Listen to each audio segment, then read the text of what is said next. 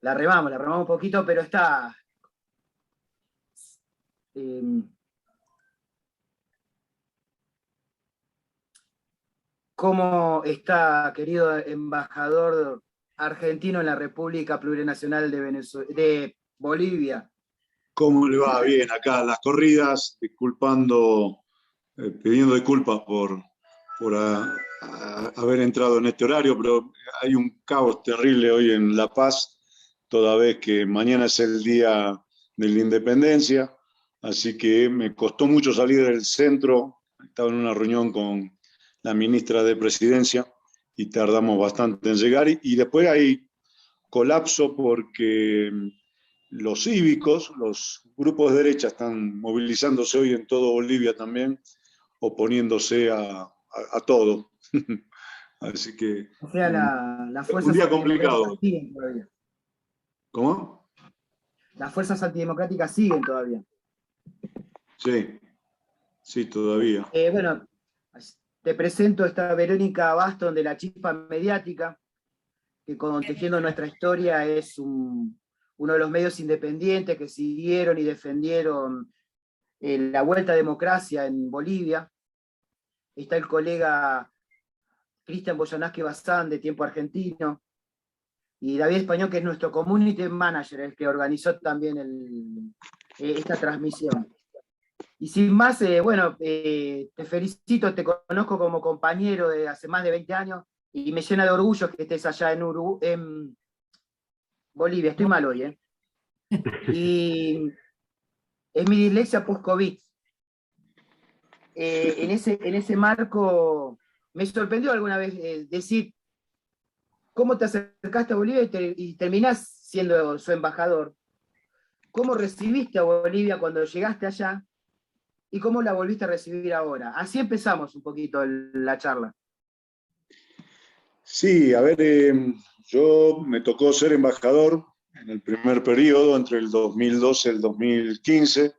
No es normal que se repitan embajadores en el mismo destino después de un lapsus de, de tiempo, digamos, ¿no? De haber estado con otra gestión, otro gobierno. Normalmente eso no sucede.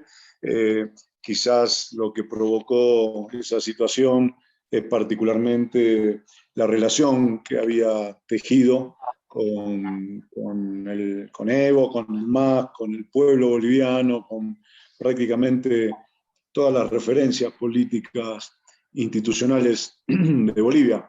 Y, y cuando yo me fui, quizás era el punto culminante de, del gobierno de Evo, digamos, en cuanto al mejor momento, digamos, ¿no? Estaba la cuestión económica en auge, en crecimiento, en expansión, con crecimiento, con tasas de crecimiento 6-7%, con inflación del 1%, la economía creciendo con inversiones de todo tipo, Evo indiscutido como referente político, venía en el 2015 venía de ganar una elección con el 62% de los votos.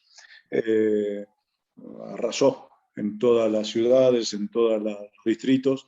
Y entonces me fui con una Bolivia en auge, en crecimiento, en expansión, con gobernabilidad y con una situación donde Evo empezaba a convertirse en el referente del progresismo gobernando, toda vez que se terminaba el proceso del kirchnerismo, esos primeros 12 años del gobierno de Néstor y de Cristina, y en verdad era el último que quedaba relativamente fortalecido después de una elección con el 62%.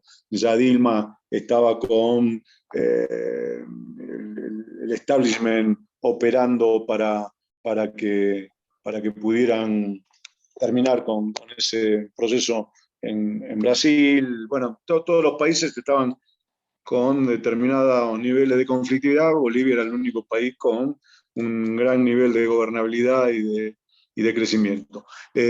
Lo encuentro después de un año de un gobierno dictatorial o un gobierno no legítimo que llega a partir de todo un proceso, una operación política para terminar con un gobierno como el de Evo. Yo pongo el ejemplo de los 5 pasos YARP, que es un procedimiento que tiene diseñado, utilizó la CIA en varios lugares del mundo, especialmente en la última etapa, lo que fue la primavera árabe, se supo utilizar el método YARP, que son los 5 pasos, golpes blandos también se le llaman, donde se van generando condiciones para que se termine en una salida no democrática del presidente. Es lo que claramente pasó aquí. Desde un año antes del final del golpe militar de noviembre de 2019, se venía trabajando para esmerilar la figura de Evo, para tratar de cargarle desde hijos ilegítimos hasta responsabilidades en la cuestión como fue el incendio de la Chiquitanía, algo que estuvo planificado como un hecho para generar condiciones de mostrar un gobierno que, a ver, voy a pasar al otro, voy a pasar sí. a la compu, porque esto es... A ver. Hola, ahora sí. Volviendo, ahora que voy a parar acá.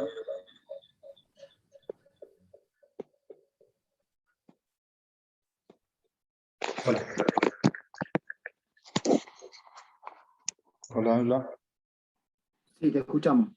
Hola.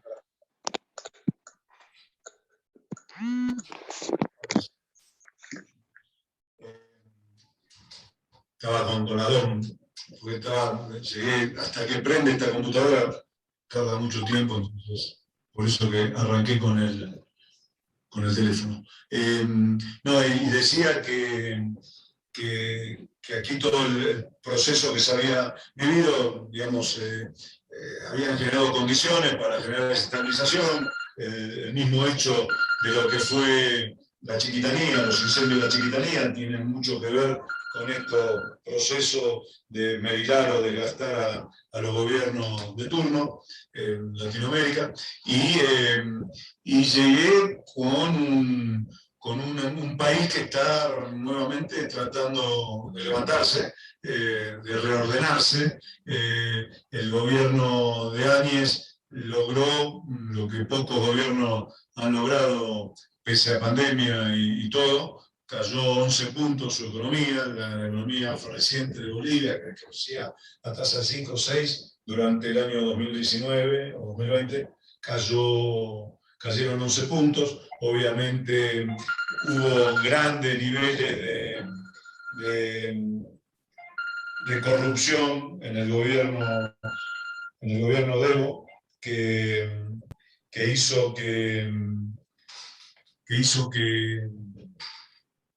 en el gobierno de Evo, en el gobierno de Áñez, grandes niveles de corrupción que generaron un descontento a todo lo otro, ¿no? La falta de democracia, lo que quizás los sectores de derechas o los sectores independientes, que ese voto fluctuante que suele encontrarse en todo proceso político, que quizás, como pasó también en Argentina, querían un cambio porque Evo hacía ya casi 15 años que estaba en el gobierno, querían un cambio, votaron un cambio sin tener mucha conciencia o aceptaron, apoyaron ese golpe institucional, ese golpe militar, eclesiástico, policial, institucional de la derecha boliviana.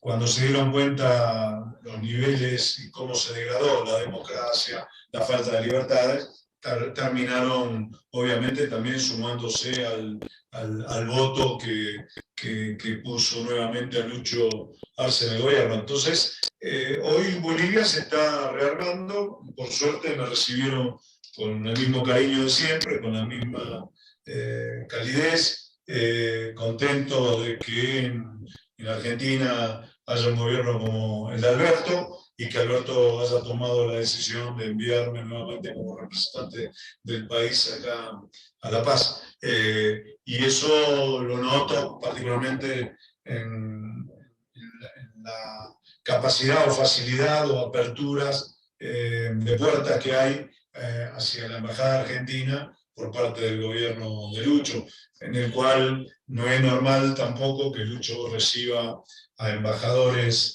de otros países, pero por suerte, bueno, en el caso nuestro, ya hemos estado un par de veces en reuniones y en proyecciones de lo que hay que elaborar para el futuro. Cristian te quería hacer una pregunta. No, quería varias preguntas de Ariel, pero simplemente una cosa sencilla con respecto a todo esto que acabas de contar es la relación tuya con Bolivia previa a tu misión diplomática. Tiene que ver con, bueno, obviamente el conocimiento que tenés y el interés de político en la región, tiene que ver con algo más personal, con una experiencia previa, familiar, ¿de dónde viene? ¿O simplemente una admiración también por el proceso que se había gestado allá? ¿O pura casualidad, que también vale, ¿no? No, creo que un poco de todo también, un poco de todo. Pero, a ver, hay un elemento fuerte. Sí, siempre tuve un lazo sin tenerlo consciente. Con Bolivia vine varias veces, vine casi como vedor a todos los procesos electorales. Al del 2005, no, el 2005 no, el 2010, 2015, bueno, estaba como embajador. En el 2008, 2009 vine al referéndum, a la nueva constitución, ¿no? Cuando se promulga o se vota la constitución plurinacional, la reforma constitucional. Y en el 2005, sí, a Evo yo lo conocía de mi militancia sindical, por la CTA, lo conocía desde el año 2002-2003, bastante profundamente. Vino a la Argentina cuando fue el Foro Económico Social del Foro Social Mundial. Después en el Mar del Plata, también. No al ALCA. No al ALCA también. La cumbre iberoamericana, que los movimientos sociales optamos por crear una contracumbre, y el no al ALCA, ahí tuve bastante cercanía, viajamos juntos, nos quedamos, tuvimos prácticamente todo el fin de semana ese en Mar del Plata, compartiendo más de una reunión, y creó mucha onda, mucho lazo, mucha conexión.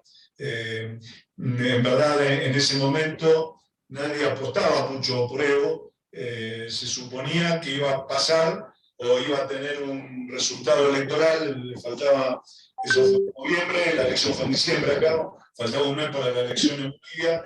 Se suponía que iba a pasar lo que ya le había pasado a Evo en el 2001 o 2000, en el 2000, donde gana la elección, sale primero, pero no logra el 50%, y el colegio electoral, era el sistema como funcionaba, había colegio electoral, y de esa manera el presidente se elegía en el colegio electoral, terminaban resolviendo por la presidencia de uno de los partidos del establishment. Entonces todos suponían que Evo iba a volver a tener la misma suerte.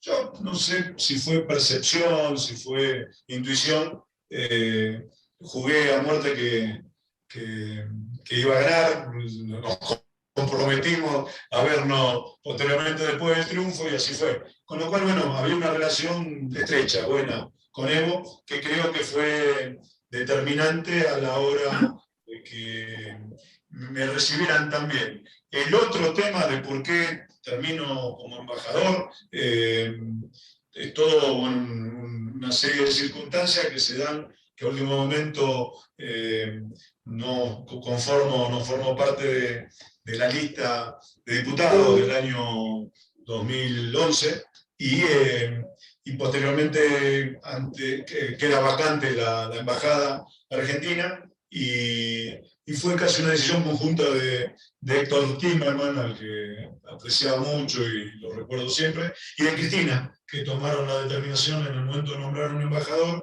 como un buen perfil para venir a Bolivia. Claro. Eso mío. Quizás ni Cristina ni Timerman, que fueron los que decidieron esto, tenían claro tan fuerte era la relación mía con Evo.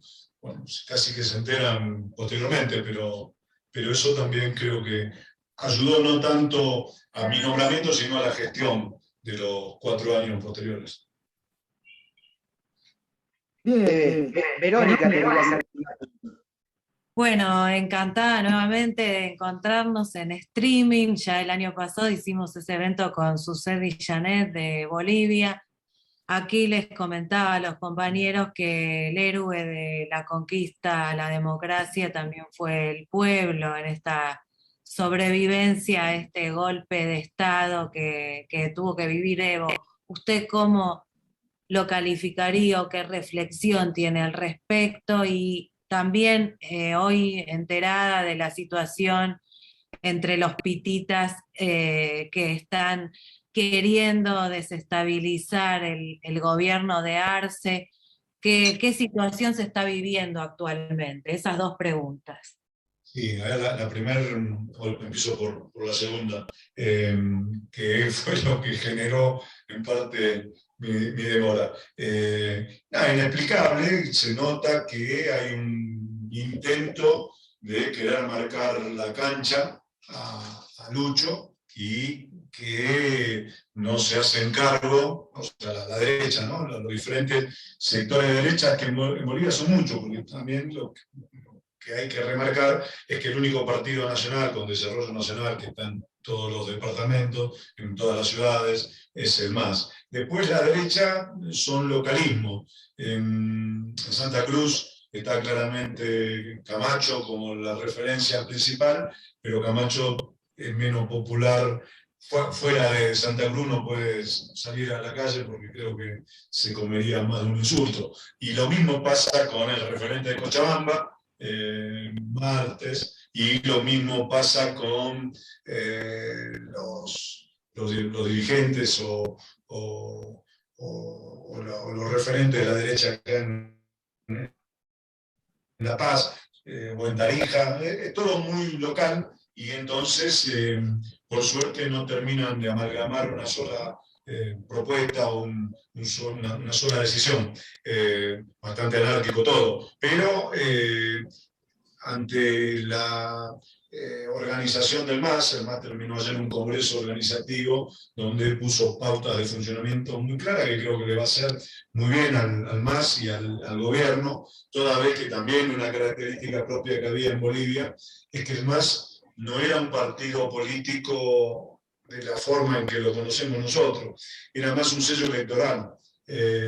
Lo sacaban y lo guardaban, lo sacaban antes de la elección, lo guardaban después de la elección, y durante los 4 años posteriores no se lo utilizaba o no se le daba un rol específico. El rol específico pasaba a los movimientos sociales, al movimiento campesino, a los interculturales, a la COP. Son esos los sujetos del cambio y los sujetos políticos que tiene el proceso político boliviano. Y esto no es una característica propia. Y el tema lo empezó fundamentalmente Camacho, toda vez que el gobierno tomó una decisión importante de distribuir tierras, de comenzar a llevar adelante una reforma agraria en los sectores de las tierras bajas de Bolivia, que nunca tuvieron, o sea, donde existe el latifundio. Bolivia tiene una característica: la revolución del 52 generó una reforma agraria en las tierras altas, en el altiplano, pero no en la Amazonía. Y en la Amazonía sigue habiendo grandes terratenientes y grandes extensiones de tierra en pocas manos. El gobierno está intentando en este momento repartir tierras a pequeñas parcelas o parcelas de 4 o 5 hectáreas para generar producción agropecuaria familiar y hacer trabajar todo ese espacio, y se encuentra con la oposición de los cruceños que quieren ser ellos los distribuidores o los que manejen la posesión de la tierra. ¿Por qué? Porque lo que quieren es mantener y permanecer en el modelo actual, que es el de grandes extensiones o alquiler a lo sumo a colonos. Y en ese alquiler, obviamente, hay un negocio pingüi para los grandes grupos económicos y fundamentalmente para las grandes familias. Y el otro tema es que el gobierno avanza con el proyecto de judicialmente castigar a los responsables del golpe de Estado de 2019. Entonces hay aproximadamente unos 10 policías y militares todavía en prisión, está Áñez en prisión, más 3 ministros que eran de su equipo. Hay un proceso abierto contra el padre de Camacho, que puede llevarlo a la cárcel.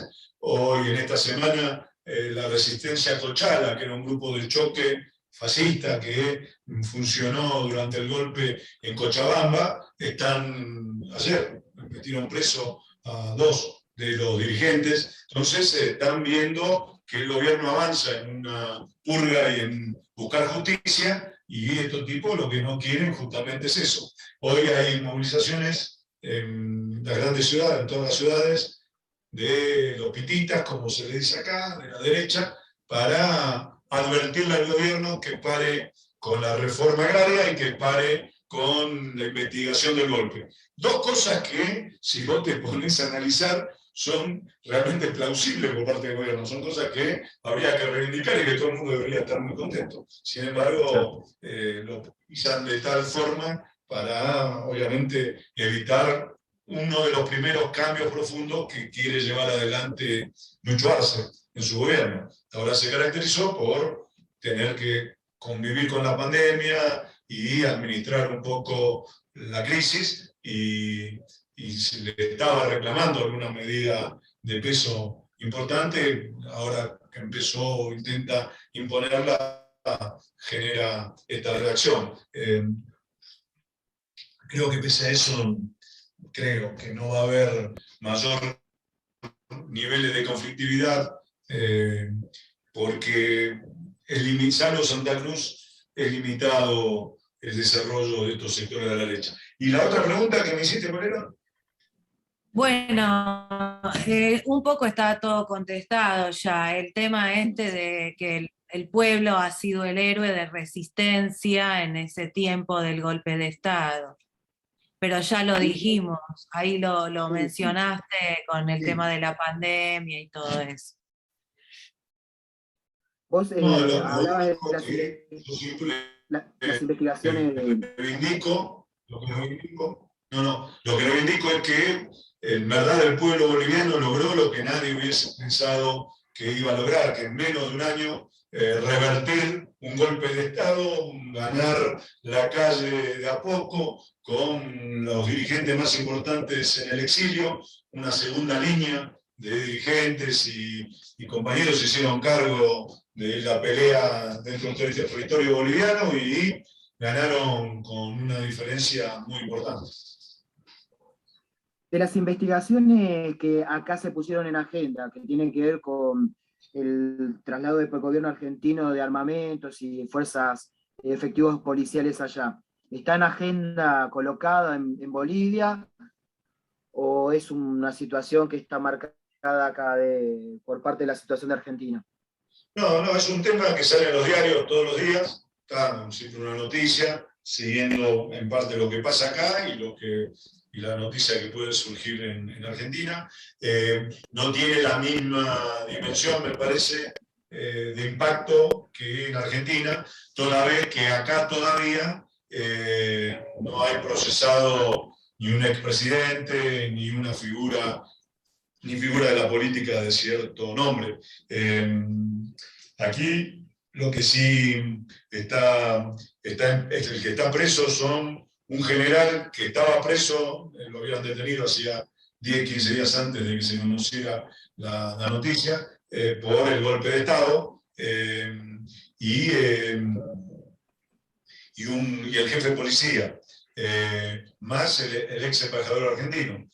Son los tres que están imputados, procesados en el expediente que se abrió en Bolivia por tráfico de armas. En Argentina, los nombres que integran ese listado de imputados es mucho más poderoso, más importante, por ende, lógicamente, en Argentina tiene un poco más de relevancia la noticia. Pero, ya digo, todos los días salen los diarios, hay consultas, se habla en la televisión, se habla en la radio, con lo cual sí, está muy atento la sociedad boliviana también a lo que pasó con el envío de armas desde Argentina. Y obviamente mucho más los familiares de las víctimas o aquellos que fueron víctimas, ya sea porque terminaron presos, porque terminaron heridos con balas de goma, porque terminaron muertos, la familia de los fallecidos, los que estuvieron en el exilio. Todo eso, a esos les genera particularmente una impotencia y una bronca muy grande hacia Macri y su gobierno, ¿no? ¿Y qué posibilidad hay, Ariel? Sí, perdón. No, dale. Bien. ¿Qué posibilidad ves que haya de que esta imputación contra Álvarez García avance a nivel de que sea citado a declarar, que tenga una imputación ya y hasta un eventual juicio? ¿Y qué significa, si eso ocurre, para la diplomacia internacional? No sé qué registro habrá de eso, debe haberlo, yo desconozco, pero ¿cómo lo analizas? Sí, vos me estás hablando de la justicia boliviana, porque la Exacto. justicia argentina yo creo que va a terminar procesado también Forí y algún que otro funcionario de Cancillería que tuvo, si uno empieza a investigar profundamente, seguramente también tuvo algo que ver en la decisión del envío de armamento. En Bolivia... ¿Vos decís Pompeo? ¿Cómo? ¿Pompeo te referís? ¿Te referís a Pompeo? Pompeo es otro, que no era Cancillería. En ese momento Pompeo era el asesor o el secretario internacional del PRO y era secretario de planificación o algo así, si bien era el que se encargaba de las tareas internacionales personalizadas de Macri. Por eso digo que también Pompeo puede llegar a estar involucrado. Hay otros funcionarios que ya, digamos, la propia investigación abrirá la posibilidad de conocer. Pero la situación que tiene Álvarez García, acá hay dos elementos. Uno, que podrá llegar a ampararse en la inmunidad diplomática, toda vez que mientras vos cumplís función diplomática, para faltas o incumplimientos de legislación boliviana, creo que estás amparado dentro de esa situación. Pero acá hay un golpe de Estado, participación en un proceso de sedición, hay muertes que, si se termina demostrando que alguna de ellas pudieron haber sido con bala de goma, es ya un delito hasta de lesa humanidad. Entonces ya no es tan solo ampararse en la legislación o en las reglas que rige la diplomacia.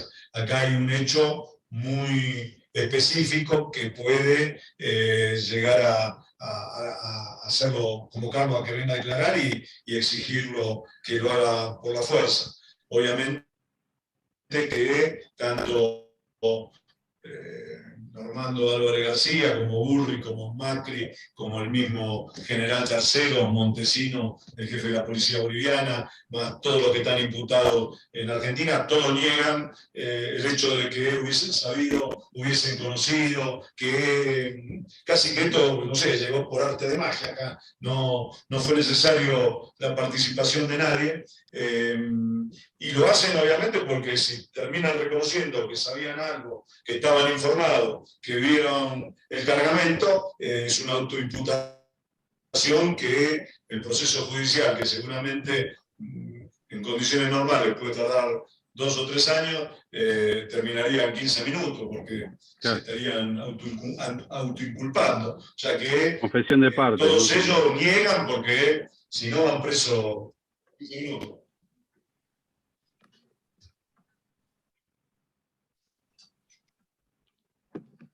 Bien, estoy tratando de mantener la comunicación, me estaba quedando sin batería. Estamos casi en el cierre, me había dicho que -5 te tenías que retirar para otra actividad. Sí, un poquito más. Pero estamos muy contentos de haberte tenido aquí. Agradezco a los colegas la participación, a la Chispa Mediática, a Tiempo Argentina, a Tejiendo Nuestra Historia, y La Vanguardia Online, que reivindica este sentido de una prensa alternativa, especialmente acá con todos los compañeros. Y si querés hacer alguna reflexión final o saludo, Ariel, te concedemos este momento. No, yo creo que es importante sostener el tema, que no decaiga, porque creo que se generó un daño muy importante y una vergüenza para el país la participación de Argentina, más allá de Macri. Está bien, Macri no lo hizo como presidente de Boca, o no lo hizo como referente o como jefe del gobierno de la ciudad, lo hizo como presidente de la nación. Y eso genera consecuencias a la nación. Si Bolivia termina, como está estudiando, analizando, presentando demandas en los organismos internacionales, en el derecho penal internacional. Con lo cual, por ese mismo motivo, digamos, ¿no? Hubo un hecho muy grave, que Argentina se ve involucrada, yo creo que por una planificación hecha regionalmente. No fue tan solo una locura de Macri. Acá seguramente hubo un acuerdo preestablecido de algunos de los partidos, o todos los partidos de la derecha regional, más algunos gobiernos, que trabajaron para terminar con el único gobierno que en ese momento, vuelvo a repetir, como dije anteriormente, tenía gobernabilidad, estaba estabilizado, era un mal ejemplo para aquellos procesos de derecha que se estaban dando en América Latina, y el de Evo era junto con Venezuela, pero con una situación política más complicada. Lo de Evo era el mal ejemplo a tratar de terminar con él. Y Argentina, el otro tema que creo yo es importante remarcar, sostener, recordar, no es la primera vez que Argentina está involucrada y es responsable de un golpe militar o de una desestabilización democrática a un gobierno boliviano.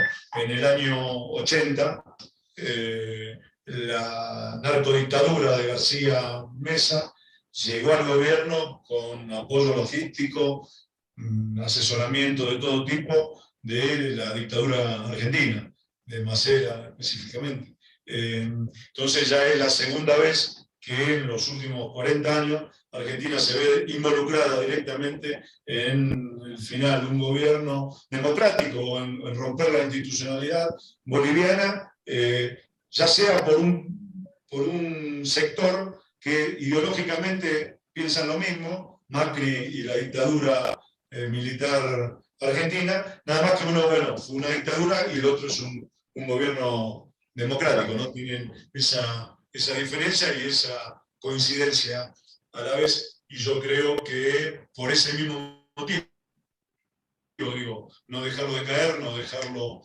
no olvidarse, sostenerlo y que haya culpables, que haya responsables, para que fundamentalmente no vuelva a suceder, que los castigos sean ejemplificadores para que ningún trasnochado, ya sea producto de su falta de capacidad para entender el mundo, o por haber estado influenciado por alcoholes etílicos, termine resolviendo o acompañando un proceso, una desestabilización, enviando armas para un gobierno que no fue ni más ni menos que una dictadura, como dije al principio, policial, militar, eclesiástica, de los medios de comunicación, mediática, porque aquí en Bolivia se juntó todo ese sector que es minoritario, que sabía que Evo se acercaba a otros 5 años más de gobierno y que en verdad, pese a que en los discursos después plantean y quieren tener cercanía con los sectores indígenas, con los sectores campesinos, esta derecha blanca, rica, oligárquica que hay en Bolivia, le jode profundamente, ¿no? Que exista Evo, que exista más, que Bolivia venga viviendo, ya vivió 14 años, más otros 5 que vienen ahora, casi 20 años de un gobierno que le cambió la historia, que generó una revolución política, económica, cultural muy, muy profunda, ¿no? Que determinó y resolvió poner a la mayoría de la población, el mundo indígena, el 60 y pico por ciento de la población se considera indígena, es indígena, otro tanto es campesina, es el país con mayor población campesina y rural en Latinoamérica, y no sé si en el mundo, seguramente, y que ellos sean hoy los actores políticos de esta democracia. Digo, que sean ellos los actores políticos porque mañana hay asamblea legislativa, mañana es el día de la independencia de Bolivia, 187 años creo,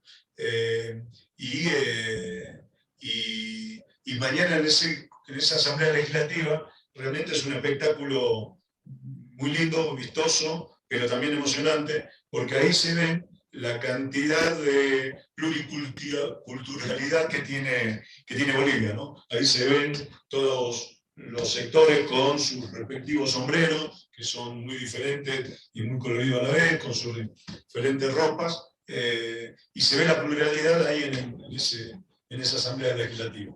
Así que para sostener eso y para que también aprendamos, ¿no?, mutuamente, ¿no?, que nosotros tomemos algunos ejemplos que tenemos que tomar de Bolivia y que Bolivia también tome las capacidades y los ejemplos que podemos tener en Argentina. En esa tarea es la que me encuentro involucrado para juntar, unificar esas dos realidades y desarrollarlas juntos, ¿no?, potenciarlas.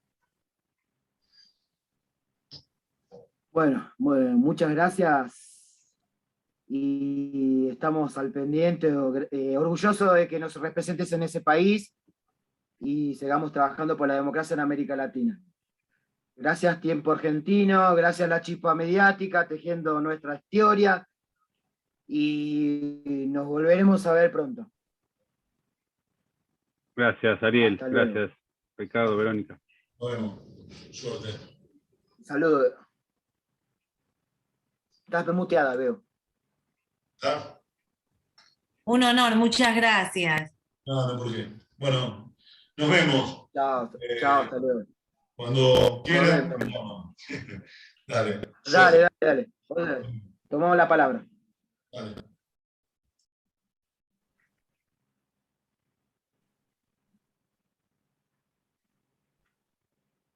Bueno, Compañera Vero, te pido mil disculpas y te juro Está que hice bien, mil sí, disculpas. no te preocupes, estamos en vivo todavía, Bueno, porque en Chispa porque Mediática no no pudo salió por transmitir la en vivo. chispa mediática. Pero ahora vamos a bajarlo al YouTube. Bueno, perdón, vamos a bajarlo, vamos a subirlo al YouTube y ahí lo Bueno, va a tener la Chispa bueno, Mediática entonces y tejiendo nuestra historia. ahora voy a la chispa mediática a avisar que ya estaremos subiéndolo en breve y a pedir disculpas a la audiencia. Les agradezco, un honor y bueno, nos seguimos comunicando. Recuerden que mañana es el día de la independencia de nuestra querida hermana Bolivia. De Bolivia, no Y lo puso en la posiblemente agenda. haya problemas también de IP. Quizás haya problemas de IP también, así que puede ser un desperfecto Puede ser técnico, que me haber sido un parece que... desperfecto de allá. Sí, así que quizás nosotros lo podíamos subir a YouTube, como bien dijiste, Ricardo, y ahí lo retransmitimos. No hay problema, Vero. Se Bueno, hace. bárbaro. Estamos Y en después vivo. le mandamos lo que publique Cristian en el diario también. Para no olvidar Bueno, el papel.